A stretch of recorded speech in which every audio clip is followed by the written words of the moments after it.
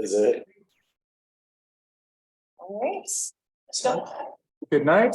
Let's call to order the Ramsey-Washington Metro Watershed District Board meeting for August. For starts, welcome. I'd like to see if I could get a motion to approve the agenda or discuss any changes. Is that correct? Because I missed that last time. Yeah, and if you want to remove anything from the consent. Exactly. That's what I should have said. So moved. Second. Okay. This, all in favor, say aye. Aye. Perfect. Consent agenda. Can we have a motion to approve the consent agenda? And we can have discussion afterwards, You- correct? Okay, I move that we approve the consent agenda. Second. Okay. So any questions on any of the stewardship grants or the permits in the consent agenda for discussion? Okay, all in favor, say aye. Aye. Looking at the attendees online and those in the room, there are no visitors. So I think we need to jump to the permit program. Good evening, everyone. Feel free to let me know if you have questions on the enforcement report. I'll just note that we were able to finally close a handful of permits this past month, some of which was due to vegetation growth finally, and some of which was due to Mary's persistence with permit applicants and getting things that we needed from them to close the permits out.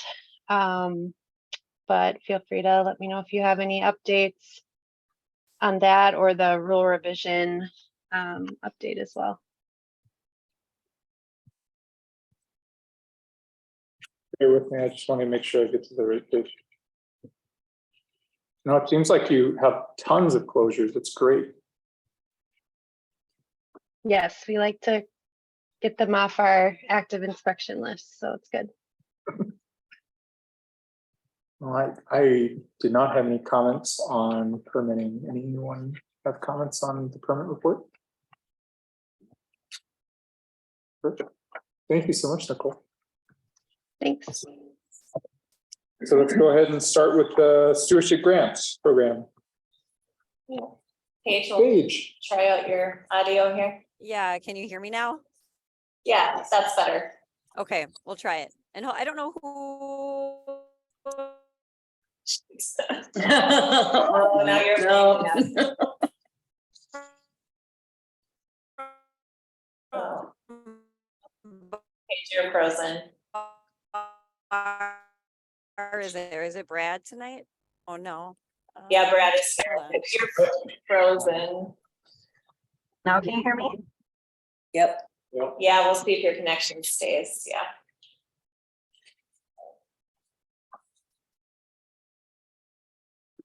Okay, maybe I'll ask you a question, Nicole. Do you mind, Nicole, if I ask you a quick question? I probably won't be able to answer. Do you mean Paige? No, yeah, I meant Nicole on the permit program stuff. Oh, okay, sure. Did you, any additional comments come your way for the rule changes? Just out of curiosity. Prior or after the enforcement report was written? Yeah. Well, the rule revision process. I know you guys are going through it. You've already put it up publicly. No further comments so far, or did you get any further comments on the rule revision?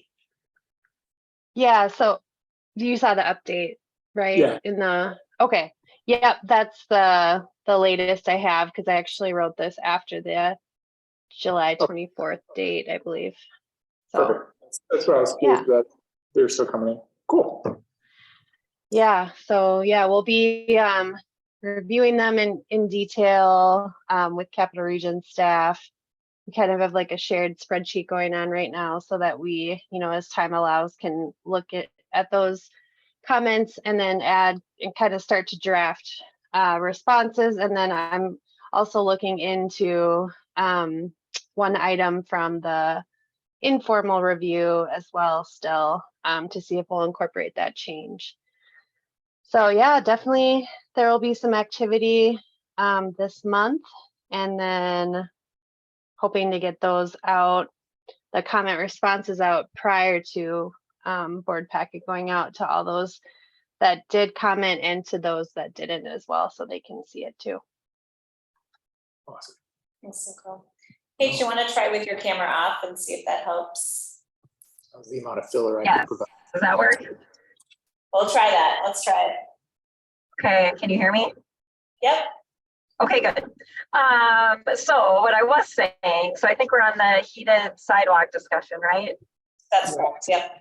Yes, and I don't know who from bar is there, Tina, is it Brad? Brad is here. Yep. Okay, hi Brad. So I may need you for some of the technical pieces, but I will get us started. So this is kind of a unique request that came in from the city of Woodbury. They are looking to install one of these heated sidewalks for the purpose of salt reduction, chloride reduction on their like community center, the public library there in Woodbury. So they're planning that for a 2024 installation, and to help them with their planning process, they brought it to me, and then Bar put together this nice memo with some analysis and some details on some other watershed districts projects that they have funded in the area. You know, looked at the benefit. This area drains to Battle Creek, which is impaired for chlorides. So we thought this was good use of this, or Battle Creek Lake, sorry. Good use for this technology, something we would like to learn a little bit more about. So wanted to present it to the board to see if it's something you're interested in looking at. I know we talked maybe April or May a little bit about the chloride issue, and we've had several staff this week and CAC members attending the chloride salt symposium. So I don't know if anyone has any technical questions or questions about how this would look in the future. If time permits, would you guys just mind walking us through the calculations? I honestly had a hard time following. If that's okay. I can give you my understanding of what Tyler and others did with the calculation. So basically they looked at, I think there is an average of 16 snow events a year. Mhm. And they looked at the area and how much salt on average they would expect to be applied on that area. So basically a mass balance calculation to see how much actually will get dissolved by melting that snow and running off. This is an area, of my understanding, that is what we would call directly connected impervious. So basically it doesn't run over any turfed areas. It runs from there to the pavement off into the storm sewer, into, I believe there's a nearby wetland or pond, and then through that into the Battle Creek Lake system. So, so basically we looked at, this is how much load we would expect to come off that and get directly into the lake system. And basically it's there. Once it's there, it's sunk in the lake itself. So, And I'm curious about, and I apologize, other people feel free to. So I was trying to make sense of like the estimated capital cost, just to put it in perspective with the amount asked in the grant versus that it's like 230K. I didn't understand what that was. Is that just the cost of the overall program? Is that what it's trying to do? I'm assuming it's the cost of the project. Is that?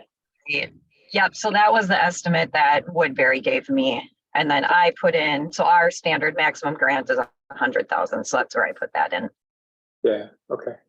I have a question about it. So do they have to have, so they're constantly having to push water through the pipes to keep it going? And is that right? Oh, for the heating mechanism? Yeah, like a heater and a pump or something that's constantly running, so it's using energy, is that right? well, it's not constantly, it's based on the temperature when it's needed to keep the temperature of the sidewalk at a point where it's warm enough in anticipation of a snow melt event. So it's not always being heated, my understanding, just when it's needed. And can you put like some solar panel out there like that, you know, runs my boat lift so that it's, you know, good energy? I don't know if that would have enough energy to do what The they're asking it to do, but it's their question. But I would just like to say overall, I think it's a fantastic idea and it fits right in with what we want to do. And I love the idea of incorporating this type of project into the support? I think it's a good, sorry. I think it's a good project overall. My larger concern is on the back end and how we would ensure that they're not salting just to help speed it up. Is there going to be some type of compliance or agreement with that? And are we follow up to make sure this investment is not still seeing salt? Yeah, that's a good point. I'll make a note of that so we can, we'll include that in our inspections, and this could be a good one because all of our inspections usually happen in the summer. So this one could be one that we more routinely go out to in the winter just to double check that. But yeah, they'll have we have our standard agreement, and I could write some language in there just to specify that for the city. Yeah, we can look at what Mississippi WMO uses in their agreements as well. We, as a district, look into like, what is the most efficient ways out there to create this type of system? And could we be like using groundwater and I don't know, whatever, maybe have the engineers Yeah, report. I do know there are some systems out there, and it probably wouldn't make sense for this small of a system, but geothermal would be an option that would probably be very efficient if we were trying to do this on a bigger scale. I think it would be something I'd encourage them to look into if they were gonna make it bigger. Well, I'm just thinking, figure like, could we get all of our streets and freeways with geothermal heated so we don't need salt anywhere? Like, how do we get from here to there? Well, I think that the Holland, Michigan example is really interesting where they use the waste heat in the power plant to heat. I think that's a really interesting project. That's been in place, let's say, since '88. We're ahead of the game on that. What were your thoughts, Mike? I was just gonna say, I think that it's a really fantastic, innovative type project.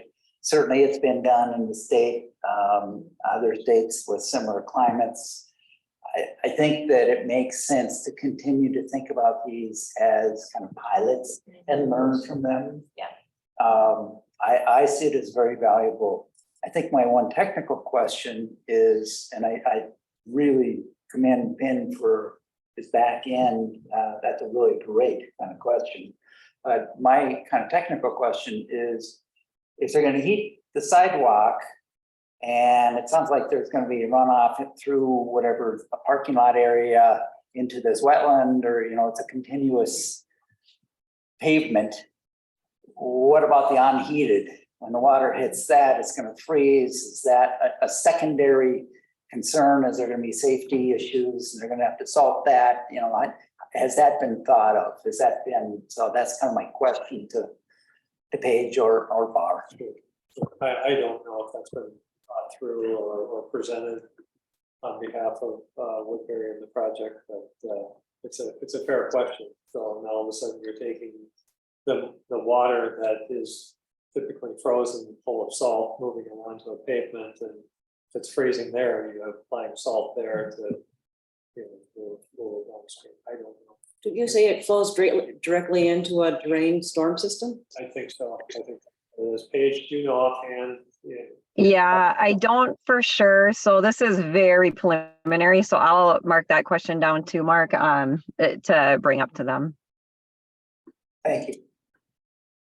I'm going to go on record as being highly skeptical that this is going to do anything.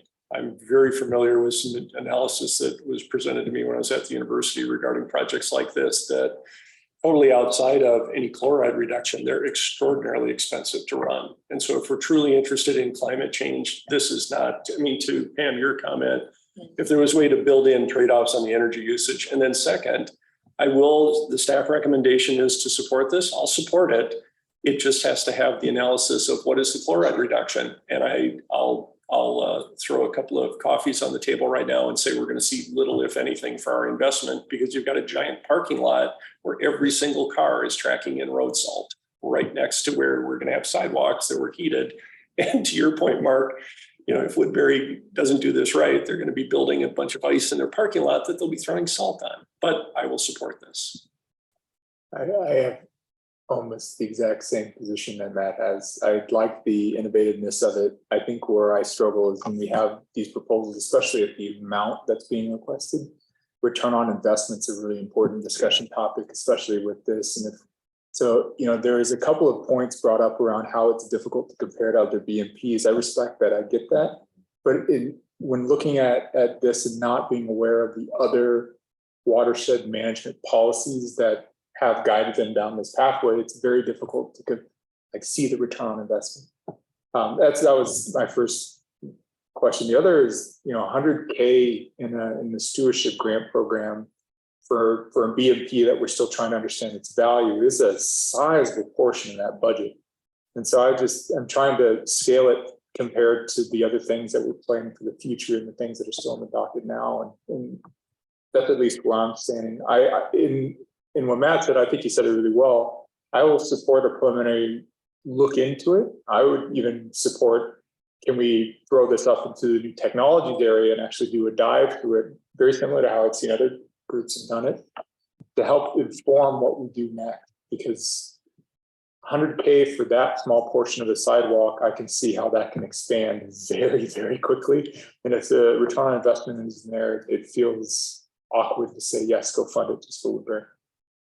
Yeah, Paige, maybe we can ask Woodbury to include some future monitoring and analysis work that we do with them to kind of vet it, I guess, for future projects. And might we have a lower percentage of our part covering it since it's experimental? Yeah. I think Mark said something great about, I'm all for new innovative ways of doing it and running studies to help ensure that we're doing the right use of the money.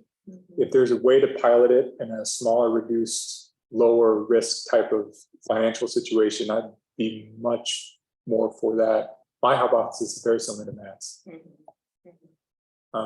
But I might be overly conservative working in the medical industry. I guess the counterpoint to that is we got to start somewhere. Granted, it's a very large investment for a sidewalk. I'm still with the concern that salt is on the sidewalk, which is the biggest issue. If they're still following what that's supposed to reduce. That was the first thing I wrote, but I was like, oh, that's too pessimistic. Sorry. I was like, I mean, the good thing is it's a city project. It's not a private. City staff have been trained in this salting certification. They're certified staffers. But yes, we'll need some. Agreed. Though I'm wondering who's doing the maintenance on the parking lot and who's doing the maintenance on the sidewalk? Are they one and the same? I could certainly envision that would be the case. I could also envision the possibility that it's library staff who may not have gone to the salting. And they're the ones that are supposed to be shoveling, and are they really doing it? And the first fall, I almost guarantee if the person falls, they're going to salt. That's just, I would do that. It's a liability issue. So I love the innovative direction that they're willing to work. It seems like other people have made it work. I just don't know if we've done the due diligence that we're known to do to feel confident in $100,000 grant. Do you have a sense, Paige, if they've requested the 100,000? If we were to, certain staff have recommended it, and I respect that. But if the board had a decision that perhaps we would approve a lower amount, do you have a sense where the city's at? Is the city willing to front a higher amount to go forward with it? Sure. So I think so. So to be clear, or honest or clear, I don't know what the word is. They didn't request a certain amount of funding. I put that in. They came and asked, what would the board fund? I'm just trying to think back when you asked that, if they even asked, I don't think they posed it at, this is 230,000. They definitely did not ask for all of that. But I know they're just familiar with our percentages and whatnot. So that was the amount I put in for the board packet. So if the board is more comfortable with the lower amount, I can bring back that to them, so they could use it for their planning. And then if we do some more digging into it and you feel at the time when they submit a formal application that it is eligible for more, that's always an option too. It feels that, and this is something I've seen, I know when we talked about the street sweeping, there's clear evidence in that being a BMP. And we had a really good discussion around, okay, what's our policy on street sweeping? I don't, it's a large amount of money as well. But there was really clear evidence that that has benefit. And so in this particular case, this one feels a bit squishier on the opposite side for me. And so if there's a way to wrap it around in a study or find a way for us to learn and actually inform, that would be very helpful. And if we're going to do something like this and consider it a true BMP, this one with the amount of money that they could end up needing, seems like we should talk about policies on this as it pertains to stewardship grant.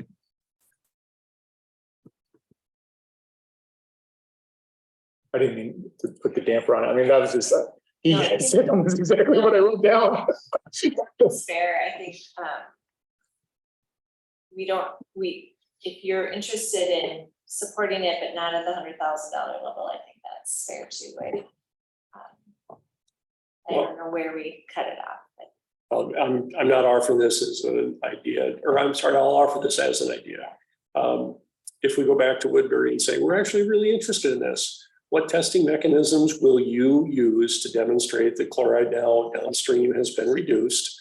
And if you can help reassure us that there's going to be a long-term analysis of this, and that to your point, all these mechanisms associated where the salt's going to be applied, and to Val's point, any one of us would do exactly that. A patron falls and I'd go buy a bag of salt and pour it. So how are they going to discipline all that? Because otherwise I just get this distinct impression we're going to throw $100,000 down the tube.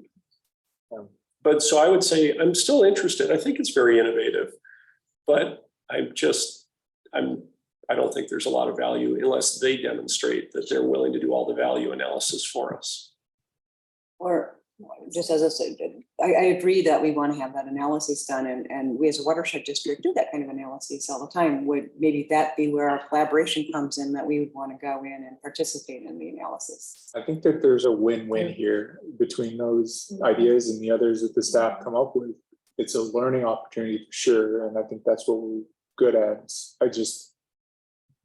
There needs to be more beef behind it. So if it does come through as a proposal, I'm kind of expecting a plan, and like, this is what we'll learn, and here's kind of what we try to understand and measure out of it.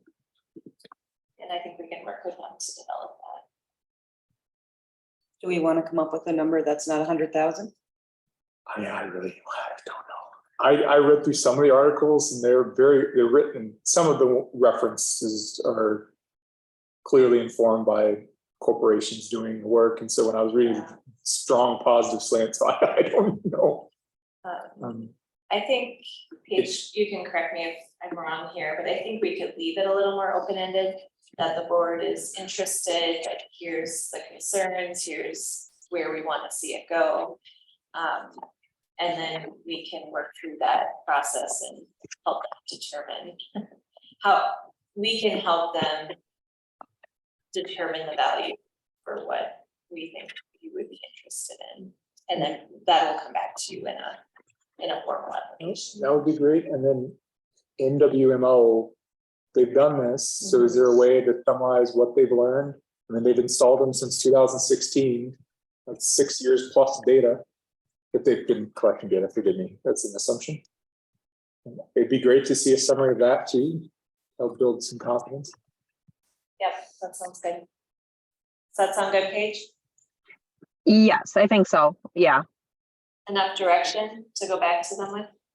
Yes, I may, you mean to Mark's, I think it was Mark, you brought up the point. I don't know what if we don't offer them funding, I don't know what their budget is to move forward. But I can talk to them and see, give this guidance and, work with them and BAR to see if there's more that we could bring ahead of time, if they need to know that before they, go forward with their planning and design.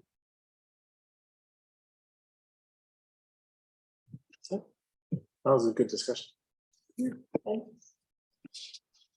I like the win-win attitude, by the way. That's good. I like it. Well, I'm with Pam. Isn't it the dream of every Minnesotan to have every road with this? Yes. I've watched installation videos in personal residence. It's like, it looks amazing. You turn it on and all of a sudden it's gone. I just throw out there, it's a pipe dream, but I have interns every year and we're slogging away in the heat, waiting in the wetlands. I have kind of a batch of stories. And one of the batches of stories that I typically put out there is, I'm going to earn my first or win my first $1 million. I probably will never get one, but wouldn't it be great if we could solarize all of our roads and they would then be generating electricity? They're in the public sector. We could also embed them with electricity, so we lose all of our power lines and Charge our cars and we're going along the route. cars, electric cars, electric cars run. Brilliant idea. You just turn the resistor so you don't have to install, you melt. You know, That's $1 billion idea. Well, I've been we can move on. Oh, you'd be the next road X. That's what you should do.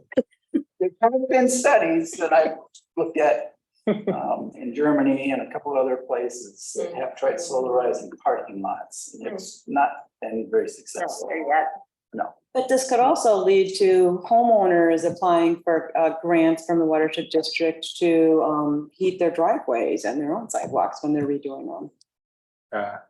That's where the policy comes in, because if this was a 100K grant, I know multiple people who would sign up for that. Residents would be 15. Yeah, it would be a smaller amount, but that's also where, A lot of That's still a lot of money. A lot of. well, and also with Matt's concern about the trade-offs for climate change.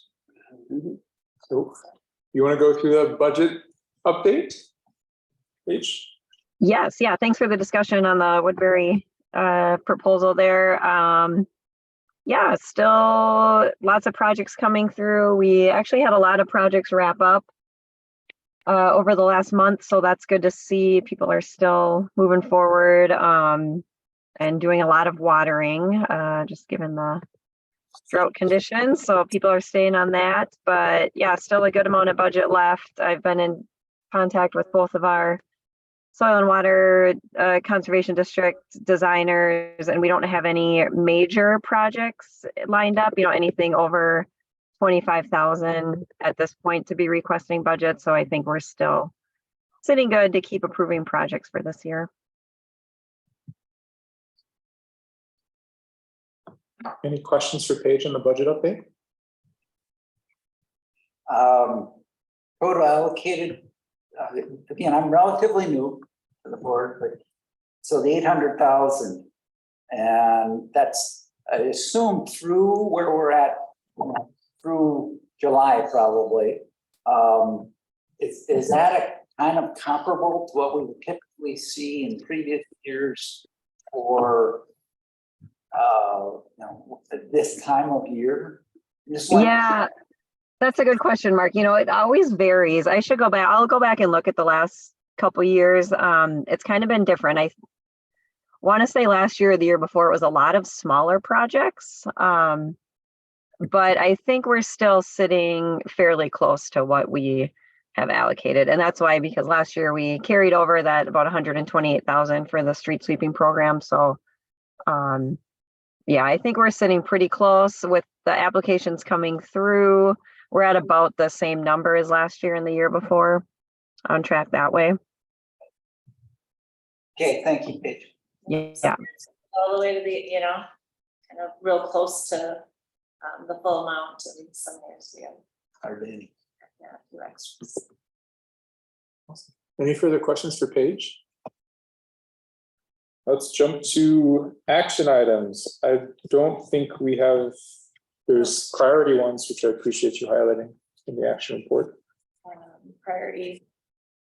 Oh, in the administrative report, board action logs and updates, you have some Yeah. priority items in there, but there's Yeah. really no items to talk about today. Hopefully next. Not for action, yeah. And then attorney report, Lauren. Good evening, everyone. Very little to report this month. I reviewed a few contract issues that came up. And then, of course, as we gear up for the September meeting, we'll publish notice for the budget, and I'll work with Tina to coordinate that publication. So things are moving smoothly from my end. So we like to hear. Very good. Okay, board discussion topics. Now, we talked about the CAC the last time we were here. Just to reinforce, it would be good to get the summary. I know that there was one provided, but we can bring them forward, or have Stephanie or somebody come talk. That would be good.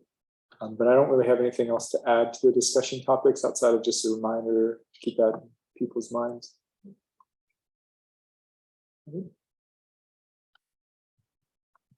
Yeah, I'm just happy that we're getting some rain. Okay, new reports and presentations, budget.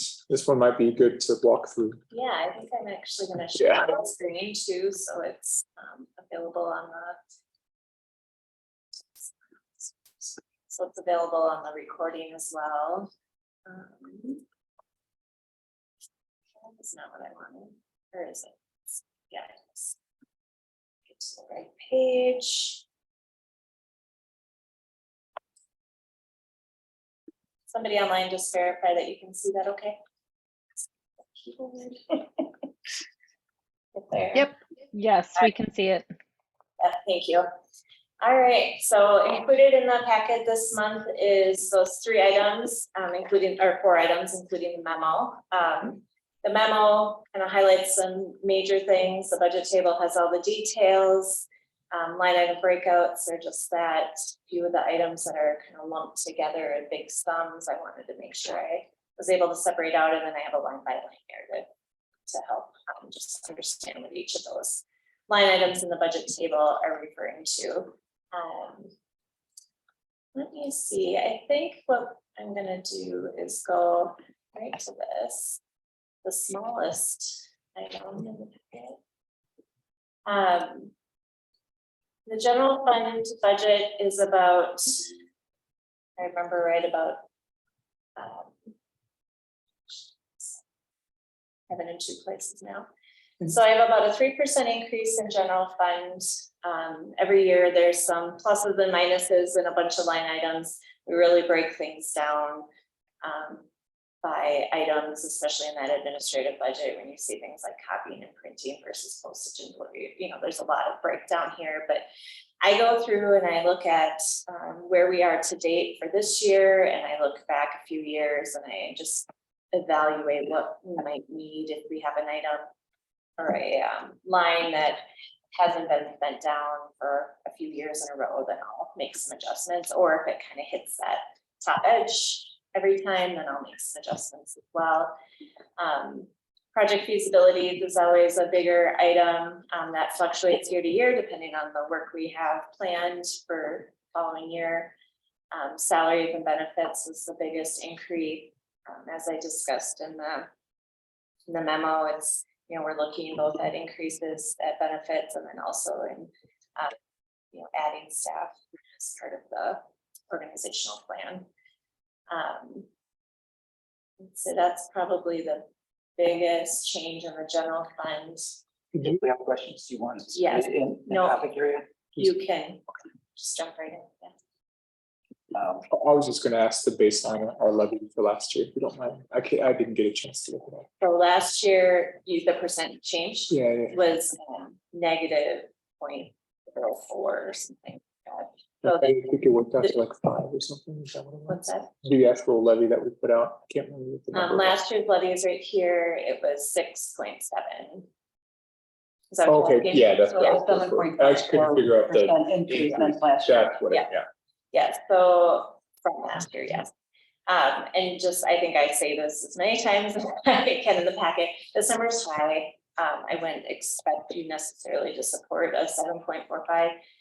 But what happens then is over the next several months, I start to see where the carryovers are sitting, and we can make adjustments as we go. There's nothing right now, although there is one project thing that's coming in a lot higher than we anticipated, but otherwise I could see us, you know, bringing that down for sure. What I would need from you at some point tonight is your comfort level in levy increases.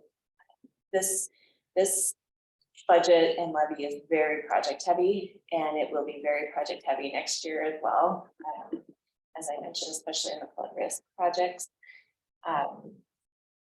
So I mean, this is like trying to do it all, you know, but if there was a desire to get down to that 0 increase again, there might be some delays that we'll need to talk through for projects.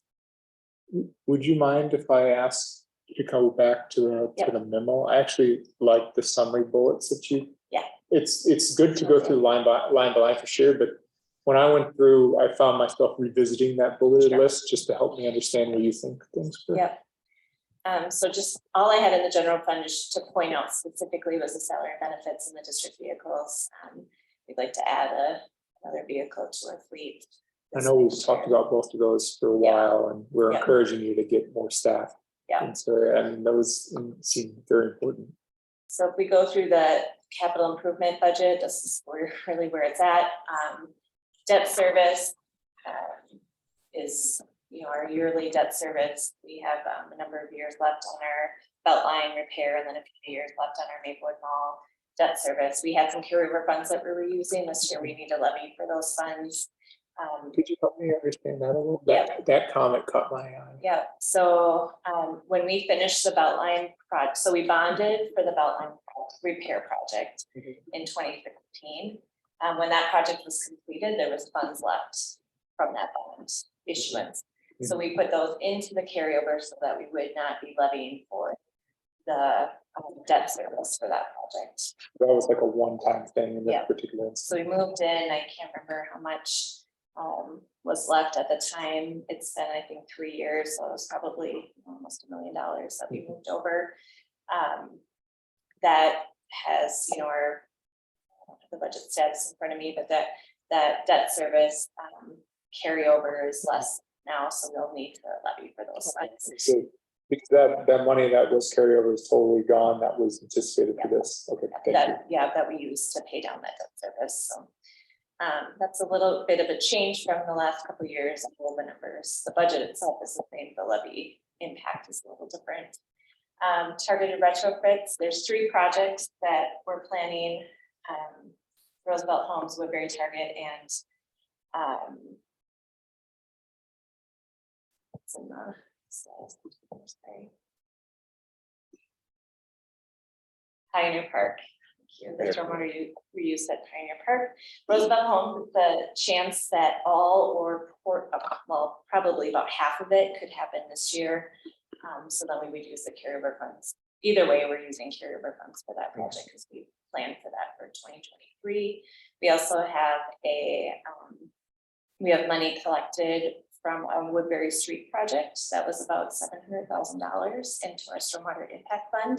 That's in the same sub-watershed as the Woodbury Target, so we'll use those funds for Woodbury Target. We also have, I don't mention that here, but the watershed-based implementation funding, which is grant funds, that will go to that project as well. And I know we've reviewed some of the proposals for these targeted retrofit projects.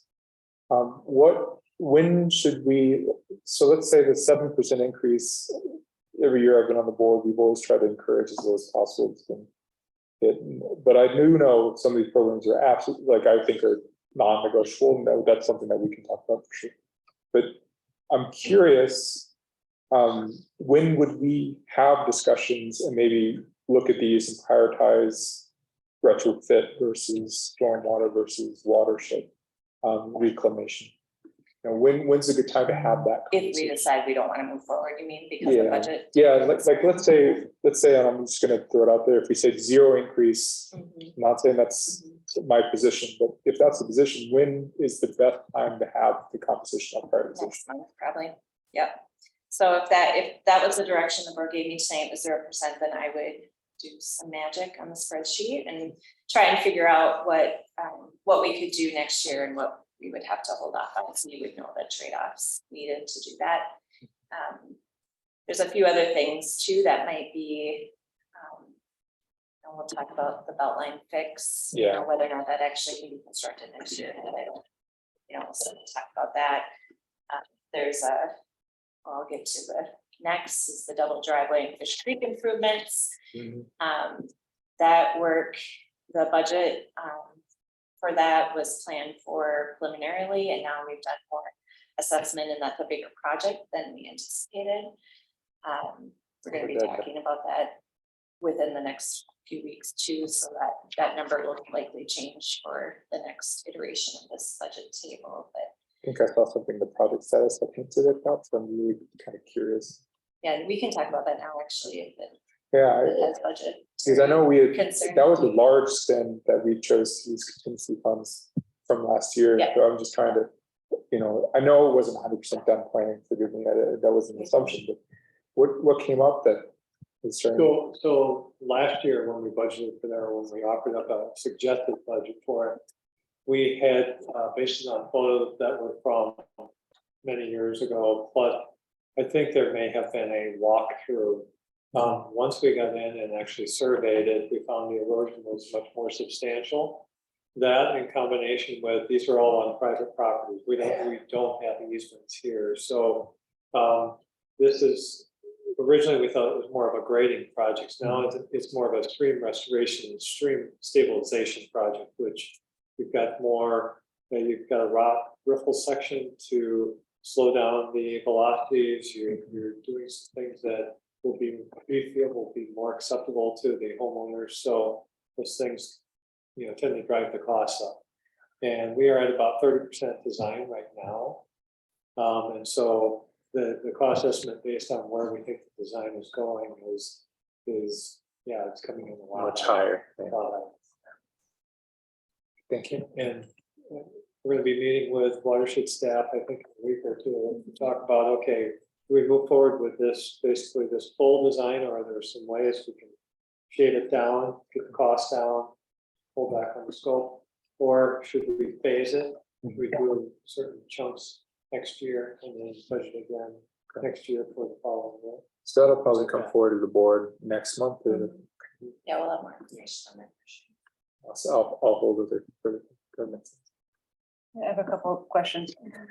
One is, I really like when you propose a levy increase, when in the past, we've gotten here's what our levy would, how it impact the household based on price or based on the household value, house value. You know what I'm talking about? Yeah. I just like to see Yeah, that. Like 7% would be a $20 increase to a poor person, and it would be a $100 increase to somebody in Shoreview or whatever. I appreciate. Yeah, I'll have that in my presentation for the public hearings. And then also wondering, I was just looking to see if I could find, I was just curious to know, like, we apply for grants whenever we can. And I'm wondering, is it on here that I can see? And I'm curious to know, like, the grants we're applying for, the number we apply for, has it increased, stayed the same? And the amount we're receiving, is that pretty steady or increasing at all? Well, we're getting that. So the watershed-based implementation funding, that's not really a grant. It's an allocation based on our area. So we felt that's stayed through the Clean Water Fund's legacy program. So we are applying that, like I said, to the Woodbury target. We are right now evaluating what other projects we could get grants for or apply for grants for.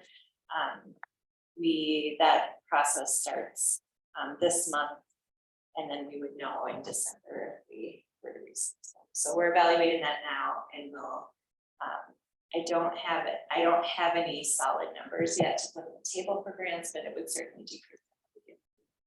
Got it.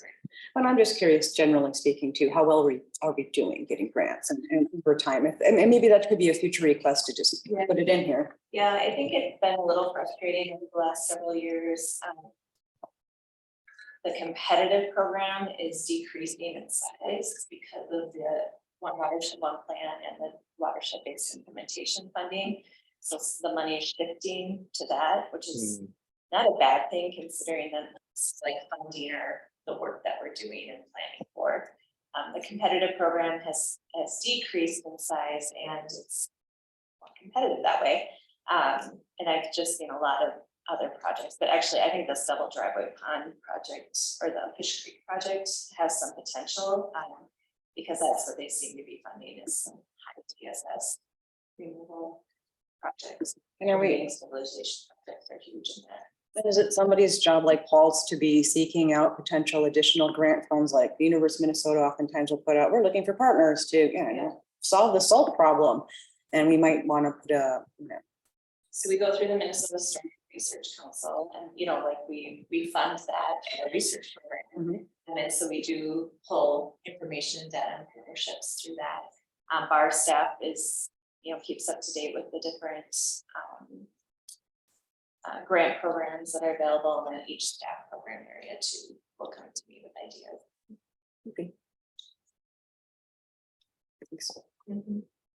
The flood risk reduction, that's where there's just basically no money out there. And metro projects tend to score really low compared to non-metro projects. Or the bigger tax bases. Yeah, I think, right, that I think the farm value, so the flooding, the risk reduction to flood farmlands is a higher benefit than homes. And bigger pulpit. Yeah. Does Met Council play in that area at all? In terms the of flood funding? risk reduction, not that I know of. I mean, it would seem to me that that would be an urban kind of focused area that they would have a need to be partnering and potentially offering funds. You know, we partner on the water quality side of things, but I haven't seen anything on quantity. Yeah. From them, Interesting. or a focus on that. On the flood risk and the wetland restoration projects, I know we've been, I mean, it feels that the board's been pushing for us to find ways to improve wetlands in our district. And so, you know, I don't want to delay it by any means, but that's going to be an expensive investment, but something I think may be worthwhile for levying. And so I'm just when I went through this, it was high enough level so I wouldn't go nitpick every single number. Yeah. It helped me directionally go. Yeah. But the last one, the flood risk reduction fund, you didn't explicitly call it out, but if we're gonna be really project heavy in 2025, what I'm reading between the lines is levying now will help reduce the peak levy needed to support 2025. Is that a fair That's conclusion? correct. Yep, yeah. Yeah, for both the flood risk reduction and wetland restoration projects do have a significant carryover, so we do have, you know, money that will be carried over from that. So I am not levying a ton for flood risk reduction, because we will have a lot of carryover, but Just worry about 2025. I am, yeah, for right.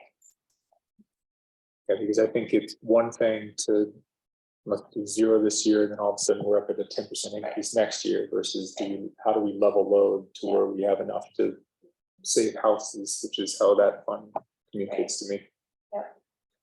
So kind of put a different way, it seems like there has been some carryover, partly due to not a lot of projects in here in that particular budget area. However, it's anticipated there will be projects. Yeah. So is that kind of, we'd like to see the potential continuation of rollover if we can. Right. So that it would smooth things out.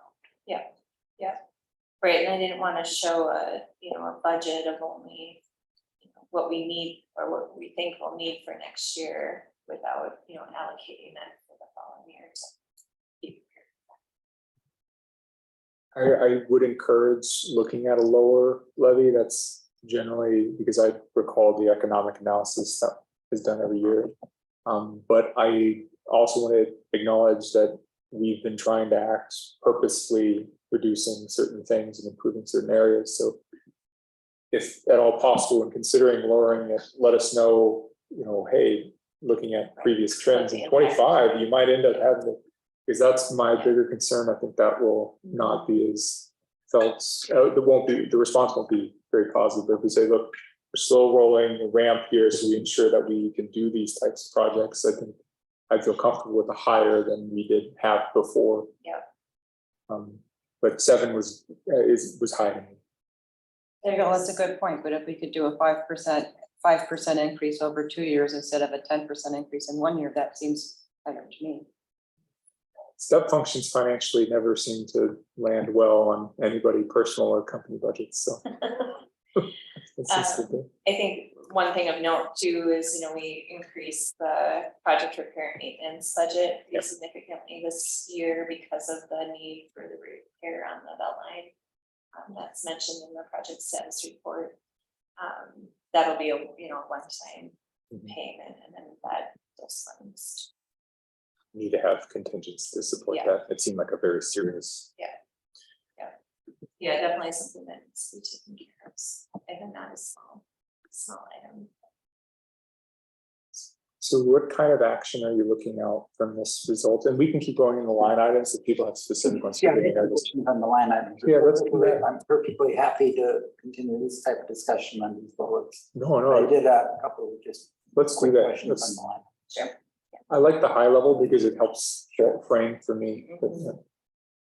In the administrative, I highlighted 3 areas: employee expenses, you're proposing a reduction. And I want to assure that employees would have the coverage that needed. What's the basis for reducing that? It was just looking at what we've spent over the last several So it years. hasn't really been extended. It's been, right, it's been at around 10 for each year. And building maintenance, that's also going down. Yeah, And what's the thinking there? so that was increased a few years ago to manage where we had a few bigger items like our front door, the ADA accessible. There's a few reasons why we had raised that up, and now 80, we feel like we have it at 100 grand is closer to what we need for the annual maintenance. And then the next one, the utilities, that's being reduced by 1/3. Is that due to the solar panels and reduced electricity? Is that kind of thing? It's kind of the same thing where we haven't reached that maximum level for a number of years. Okay, Trying to hone in a little bit on this. have the solar panels kicked in? Yeah, so I was just talking to Dave about that today because he's been working with the contractor who had installed them. And he's got a report that I'm gonna include in the next packet so you can see how they've been working. But yeah, we get the credit. So we get a credit. They're working, they're generating and it goes to the grid and then we get a credit on our account. So we're gonna put that together in a package for you so you can see what that is working. Am I jumping to conclusions by reading the narrative to where remote work is still pretty prevalent here as well? As it relates to the budget or, I mean, yes, remote, there's still the opportunity to work, at least a couple days a week from home, winter a little more even, but yeah, I think we certainly see some of that. I look at the the expenses and utilities. Yeah. IT services is going up a little bit. This was planned on Metro INET. It's been 2 years now that they became their own entity and not part of the city of Roseville. And so they're building basically a staff structure of an enterprise, their own kind of entity. So we knew it's a JPA, so we're a member along with the other entity. But we knew that there would be some slight increases to improve infrastructure and security. Is this going to be an ongoing increase? That's 50% increase. There's one more year of that type of increase, and then actually it will go down again. So this is to help support some new staffing and better increase to keep their staff. Yeah, security is a highly competitive area. Yeah. On outside consulting services, that was like a 2x budget increase, right? Yeah, Something like so that. that's based on the DEIA work, that contract that we have. So I'm gonna make sure we have that budget available. Along with, it's somewhat of a contingency too, so that we have that. The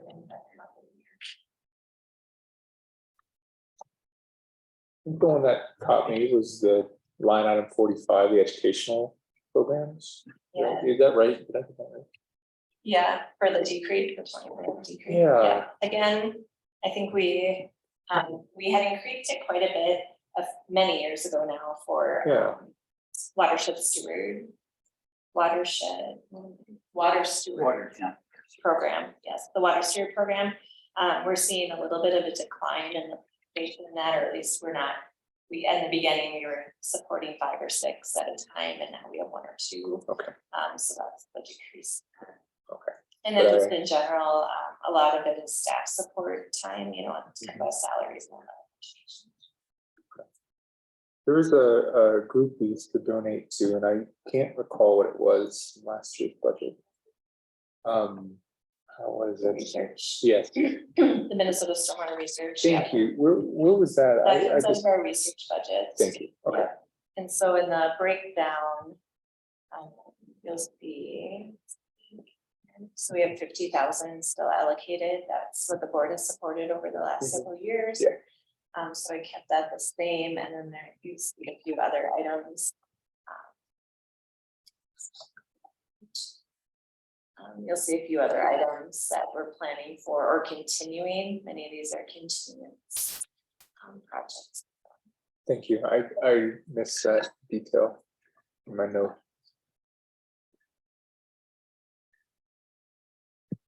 And when you say you're gonna, you know, you think you're gonna find some carryover and reduce things, do you think it's gonna come out to like bring it down to more like a 5% increase in levy?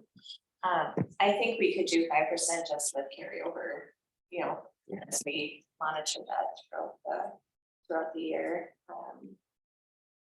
Probably could even go a little bit. Well, depends on us as we hold it on some of the project numbers. I think sub 5 feels better for me in truth. And we looked last year, and I can't recall, and I go back and check, but we looked at the other increases that watershed boards done years prior. I don't know if I think you do that next month or the month after. I can't remember. Do other watersheds. Well, I know we talked about it. Yeah, yeah. maybe that's what it was. I Yeah. definitely, and I get all the Washington County That's what it was. watershed data, so you can see that, and it really varies depending on what they've gone on, but sometimes they're in the double digits, sometimes they're zeros. Programs they have going on, but really, so if you want me to target 5% for next month, there's always room to change as we go to December. So December is the final, and I mean, I don't recommend you go up in December, but you certainly can go down and feel comfortable. If others on the board are comfortable, I'd love to see it under 5, but at least for discussion next month to see where we're at. Is that okay with the rest of the board? I'm okay with it. I personally was around 5.5. It was close up primarily for the reason you articulated, which is this is a build to 2025. You know, But that's as you look forward to 25, thank you for that. That would be a good thing to consider. I just want to be future conscious for sure. Yeah. So if it ends up a little over 5, then that sets us up for 25. We can chat, but. Yeah, I think that's great. And then, you know, we send this to all of our cities and counties, as well as have it on public notice for the public. So then you can see if you don't typically get a lot of feedback, but you can kind of test the waters on that too and see how others are doing. I don't have a lot of experience in this area. I guess I have been thinking probably being a minimum of a 3, and probably a range up to a 5 is probably my comfort level, but I certainly am going to listen to other people, more experience, the other background that I haven't heard in the discussion yet. You know, inflation has been significantly higher, and the numbers that I'm seeing are not largely representing inflation. So in some respects, it gives me a little bit of time. You know, some of these, maybe they should have some increases due just simply to inflation, but. I think that some of the project increases Brad mentioned, just contracts are coming in higher these days. I'm assuming that's an inflation reflection. Well, I'm staffing this. Yeah, I don't know how these discussions normally go, if you always just start high and keep shaving down, I mean, line by line, you know, is great, but we're trying to figure out where that balance is. This may be just me thinking and not the right way to do things, just tell me if that's correct. But it'll just be great to see another line where it's like, if we did a 1%, here's where I'm at, if we did 3, you know, maybe choose some intermediate categories building up to that 7. So we can almost see where you're prioritizing, how that, there's that just, it's done. Because you No, don't but want to put that's those numbers out there. It's a good suggestion to do it that way. We haven't in the past. But I think that is, it's a good point because it will be, if you wanted 0, then yes, we would need to decide what does that mean, you know, what does this budget look like if it's 0. I could do like a 0.35 or something. Yeah, Or 0. I mean, you could do, it feels like 0 is not going to be achievable. I'm just going to be direct, but at least like a 7, a 5, and a 3, and then you can tease from there. Yeah. But gotta look future. Is that, do we have to wear that in action as part of this, or that's clear? That's just direction, yep. Yeah, perfect. You will need to, next month, you'll need to officially approve the Yeah. preliminary budget. It'll be, and then that gets certified with the council. Perfect. Any further questions on the budget? Thank you for the comprehensive. Yeah. review. This is very helpful, thank you. All right, wetland workshop. Yeah, so we'll take a follow-up from, what did I say, which meeting was it? Meeting was it April? Yeah, April. Yeah, the April meeting where we talked through the different roles of the watershed and managing wetlands and some follow-up items. And one of the follow-up items was to talk about wetland restoration.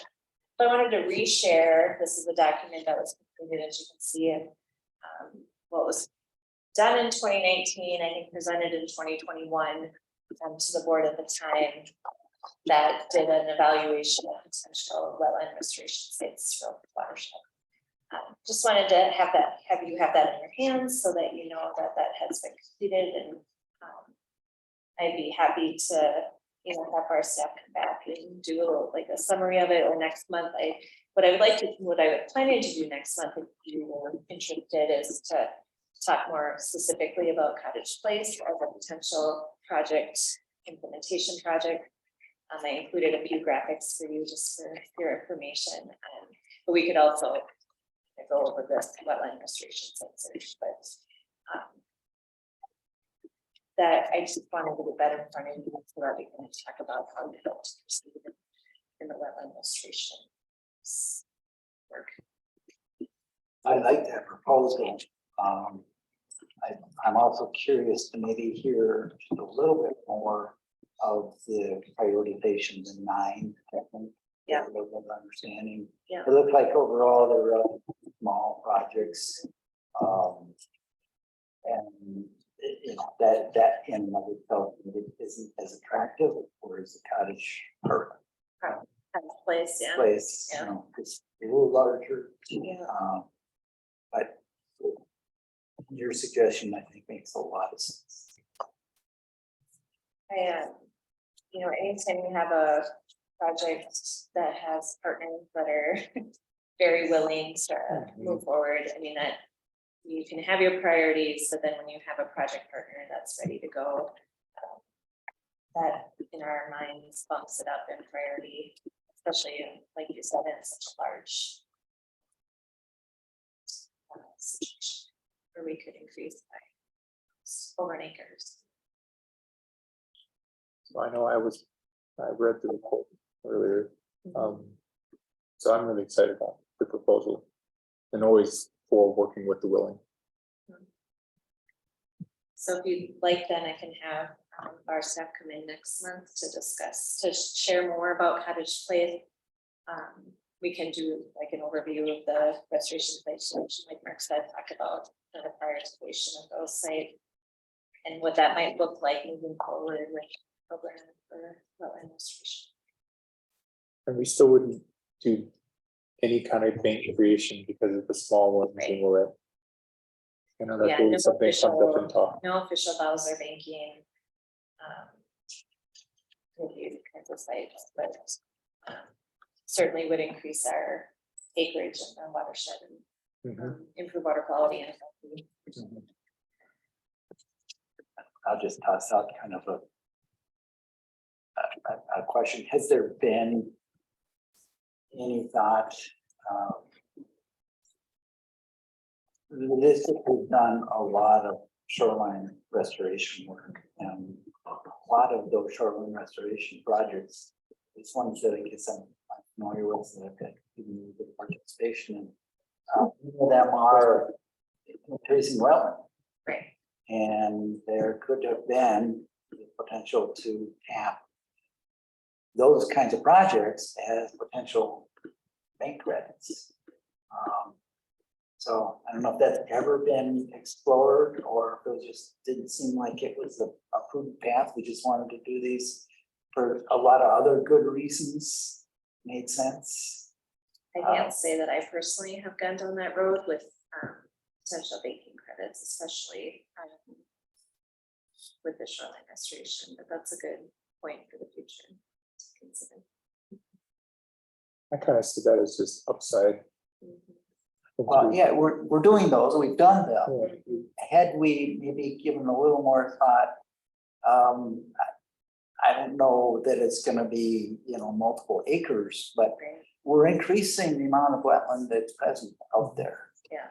Try to handle the buffer. And, yeah, I mean, you get some credit for those upland buffers, you get some credit for just the expanded amount of wetland.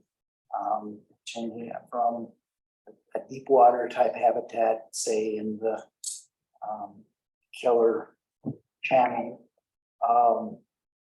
Phelan, there was a lot of wetland that was along that whole fringe that previously had not been there. I can remember conversations with Bill on the south side where, gee, they had rock goes in and they excavated down and like, this was peat, this was wetland, and that has now all been restored as wetland. It had been filled. Yeah. And I just asked the question if it had ever been kind of brought forward, and the decision was, no, we don't want to go there because there is some administrative work and challenges with the banks established, monitoring and work. Yeah. It's an interesting idea. Yeah, and it had been my understanding that maybe the size would be advantageous. I don't know. Yeah. Sure. But that's always been the discussion is, well, it's not big enough to justify or warrant the additional costs and maybe headaches. It's probably we are in a different position than I would suggest a private banker For is. sure. Yeah, for sure. Where they're interested in, revenue generation.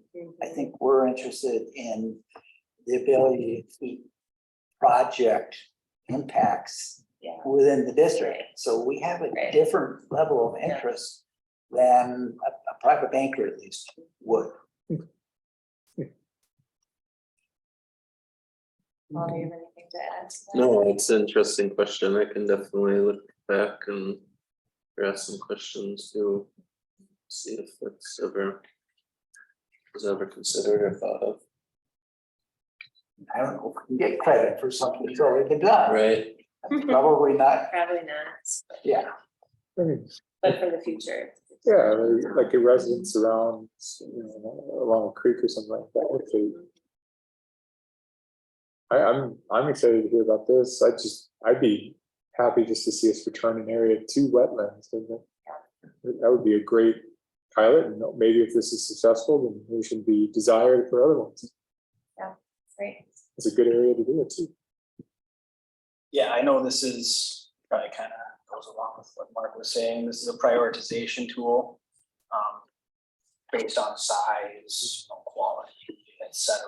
The one thing I don't see in this report is, when you have single land owners that have large areas of land, did you do a lot of ground truthing? Because it seems like you just pick, oh, well, this is 1 acre, this is 1 acre, this is less than an acre, but I can point out places in the county where there are wetland complexes that could be expanded upon and restored, and there's scaling infrastructure. and they didn't rise to the top of the list. So I'm just wondering how that was thought through, if it hasn't even gone that far because you're looking for kind of the less expensive, easier to accomplish type projects. Yeah, I think like it that was just. mostly desktop studies, so I think that step hadn't been completed yet. Or as part of the study, but that's something we can ask when we come back. Yeah, I remember when we did the south of Phelan, took up that whole parking lot and restored it to a wetland. That was awesome. And it didn't even need to be seeded because the ancient seeds were still there. And so, or, guys. So I'm totally on board. I've been thinking the same thing for a long time and Turning this into a more purposeful action, I'm really excited about. Yeah, good. and it's good. Ben knows where they all are. Yeah. The old ones are that are covered with parking lots. Well, Yeah. complexes and LiDAR doesn't even truly show the Sure. extent because Yeah. we've gone in and done a wetland delineation and you realize, holy crap, this thing is Yeah. 2-3 times bigger than what the LiDAR is showing. The NWI layers. So I just, I know some areas that Yeah, That's really good. there would be a very willing partner. yeah. Yeah, and if there's anything that comes to top your minds, should. Sure. I think next on the list is administrative report. Yes. So informational meetings attended upcoming, means attended was done for half the month. So kind of crazy coming back, but got upcoming meetings, just some reminders of Metro watershed meetings that are coming up. As well as the annual conference, obviously at the end of November this year, it's in December. But lots more to come on that in the coming months. For the annual conference, there'll be resolution process. I think I'll walk you through. There's awards that you may have received an email from Minnesota Waters regarding award submissions. If you have a project or program that you think would be something we should submit for awards, definitely shoot me an email on that too, and we can get something submitted. I've got some ideas too, so I can open some ideas your way through email, and you can let me know what you think about submitting those for awards for that conference. I don't think there's any changes in board meeting dates coming up. I like to look at that, especially for December, based on the conference. It looks clear there. I have the action log included. I did make some prioritizations. I'm redoing the governance manual and still working on that and acquisition use policy and the West Fatness. Those are the top priorities that I'll be working on. You should see those shortly. No bad news from Balamo on West Badness with all the changes in their leadership. Nothing so far. They're still. With their leadership. Forgive me. Wasn't there elections recently? Oh, yeah, they have, well, they do have new board members. Yeah. Yes. Okay. I just wanted to double check that they're still good. Yeah, I haven't heard any, they're, asking where we're at, so we're Okay. continuing to discuss that, but there hasn't been any concerns about. Yeah, those were the top ones we talked about last Yeah. week, so it'll be good to see those come close. Yeah, so that should be a full month ahead. The other next item, the Minnesota watersheds update. If you saw that survey there, I don't know if anyone had a chance to fill it out or think about those items. I should have printed it so you could have just. I did. Appreciate that. I wrote a note to ask you, how do you want to receive that? Again, shoot me an email with your answers. I'll just fill it in on one form. Okay. They would just want that as there's not necessarily a deadline. She said August 1st. I'm like, well, I don't have a board meeting until the 2nd. So I know they want to make some plans for this, even this coming year's conference. So as soon as you can get that information. Is this weekend too late? I think No, that's. Yeah, so if you before Monday morning, I'll try and submit it to her on Monday morning. And just just to ask, because there were a lot of questions around timing, attendance, things like that. I don't know the percentage of board members who work a full-time job in addition to doing the board stuff. And so I know that's always been a struggle for me. Yeah. Okay. I'm curious if maybe they'll hear that loud and clear. We'll see. Yeah, and I think that's well, what I told Jan, the executive director, before the survey went out, I said the same thing. We were talking about the summer tour and I'm like, a lot of, we're actually trending down in age, which is nice for the board. So there is a lot of working board members. So, I mean, I have a full board of working, full-time working members. So, Just appreciate your comment that you think our ages are getting. Yeah.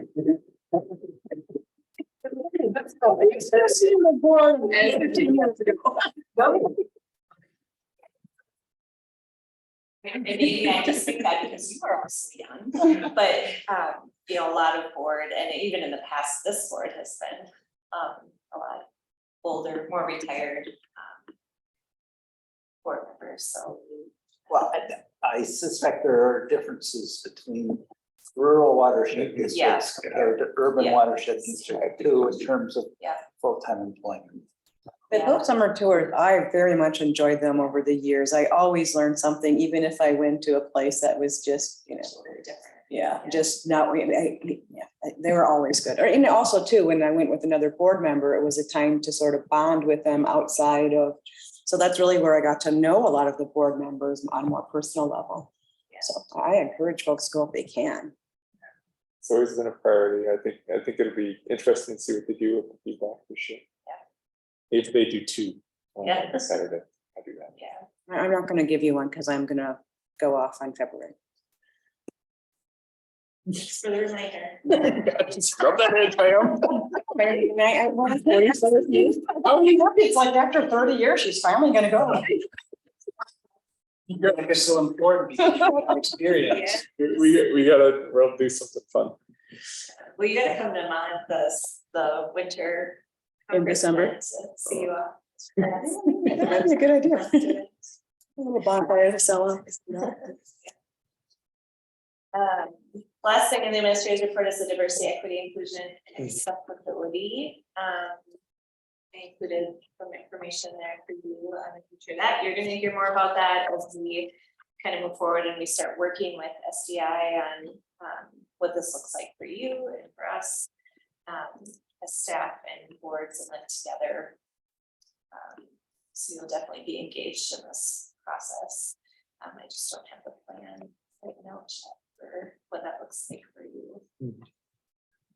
Excited about that. That'll be good. Yeah, we're excited to get working with them too. Great. Any questions or thoughts on that? Good. That was on. Summary on a vacation heavy month. Yeah. Do you have questions on project status, but I'll open it up to other people as we go. Any questions on project status? The belt line, when I read through that, the tone of what was written in the information seems like it was a pretty serious fine that the whole latter part would risk. Is there a need to accelerate fixes to that? I know that we talked about it in the budget item, but I mean, the way what was described seems like this is a really important thing. Right. And if you get enough flow working through the system, it's going to pull even more of the sediment and the material into the system flushed out, and then it tends to break away or shift. Then you have the risk of a lot of the area washing into the river. And so I think where we're at now, and I've talked to Nathan about it, and Dave can jump on too because he was involved with this. But I think it's stabilized for the time being. We are continuing to proceed into different design alternatives. One would be possibly replacing that section of pipe. That's a big, huge project, especially when you think of the connection with the outfall into the river. Understand there's some issues with that outfall too, the condition of that. If we can make some sort of slip lining work, basically put in a type of plastic pipe inside. But of course, then you're reducing the diameter of the pipe, so we have to do the hydraulics on that to make sure it still passes the flow we need. But things like that are happening between now and September, October. So we hope to have something ready for you to react to, design alternatives by sometime this fall, so we can move in, keep working on the design process. Some of the news sources that I've been reading are building some fear in myself about how heavy a snowfall winter we might have, and concern about how much use this might end up seeing in the spring as the snow melt goes. And as you guys go through it, I know you do the water flow, and will you be looking at different, if we have a heavy snow year versus a light snow year? Because you guys wouldn't do the repair during the winter.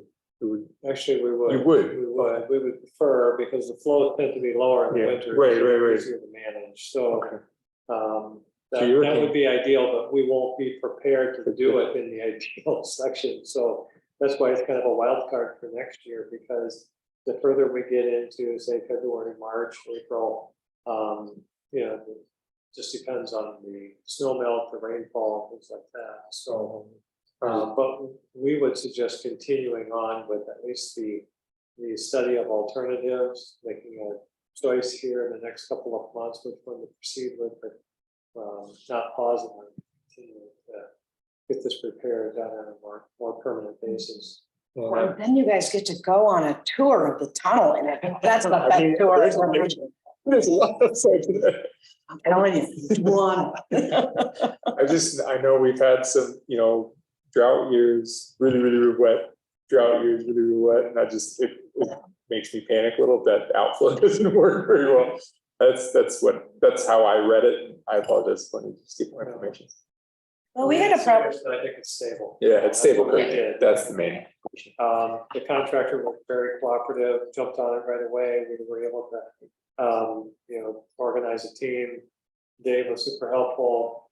Tracy and Lauren were really helpful in getting the contracts in place very quickly, and we just moved and responded, and feel like it's in a good spot right now. No, I compliment y'all on everyone on the proactive nature on it. All while Tina was on vacation. I was. So things go smoother. So, good to say that. He called me, we were on the road on the way to the Badlands, it was our first day. He's like, Joe, I got something to tell you. But yeah, Dave was, and bar staff, I just really commend them and for how they reacted. And I think, when Dave called me, he's like, the PCI guy is right down the road. He said he'll just jump on over. So it just all worked out really well. that's very good. Anything to add, Dave? It's a Friday. Oh, you're on mute. You're on mute. For all of what it was, it all worked out extremely well for what it could have been and how it happened. And it took about, from when the sinkhole first developed at Northern Metal, I think about 48 hours for them to find us through people. It was somebody at St. Paul Water Utility that ended up calling me, and then within an hour and a half of finding that, we had the area coned off and making the phone calls and getting the decision people in the pipe that needed to be done. I mean, by the end of the day, within hours, it was pretty good for what it turned out to be. Yeah, I have a story. I remember once, 15 or so years ago, when we got a report about this, like, yeah, we've discovered that the outlet is shooting water out so hard and fast, it's like trees are losing bark 50 yards away. I need to put in an outlet or a relief pipe or something. So it's a tunnel that just keeps on giving problems on. I've been hearing about the belt line for years. And I want to think, I'm sure there is some kind of a long-term kind of plan for restoration, repairs. Obviously on the budget side, it's something we've always got to be thinking of. Yeah. Was this area where this sinkhole occurred? Did that fit into in any way? That kind of, yeah, we anticipate we're gonna have some problems at some point, or was this not? Yeah, And there we I are. asked Dave that question, and maybe we can bring that back next month too. So we did a large scale inspection in 2020. Yes. Yeah, and so I was curious, how did this rate, what was could it have been anticipated, or, what's the future for that? Yeah, and my understanding, and Dave again, jump on, because I asked Nathan that question too. And Nathan Campo kind of leads our tunnel group, our tunnel inspection, especially for this watershed and other watersheds like Capital Region. And he said, this didn't jump out as, something that was going to be a problem in the very near term. There are lots of places in the Beltline that need attention, routinely, but this was, I think, moderate. But I think there was a couple of sections that just tended to peel away on the steel pipe. As you work upstream, of course, then it turns into concrete and different issues. But the 5-year inspection process tends to highlight those areas, and we address them. We have a project and go in and make those repairs. So the long-term serviceability of this pipe is really dependent upon staying on the inspection process. It doesn't mean to catch everything, but And the entire length is inspected, assessed, and I don't know how often you're in there, Dave, or others are in there, but 5 years is kind of the cycle. yes. Yeah, it's a standardized method of assessment that's used in the industry, and that time frame is good. Plus, of course, you do the inspection, and then the repair process happens after that. So you're still getting a look at things as you're repairing. So it's not like we go in and then wait 5 years before we're in again. And when you do something in this section, it could have repercussions in other places potentially, or not so much in terms of overall Not integrity. negative, but I mean, being in the tunnel, you're able to see other places and other spots that could be susceptible to, something being a significant problem.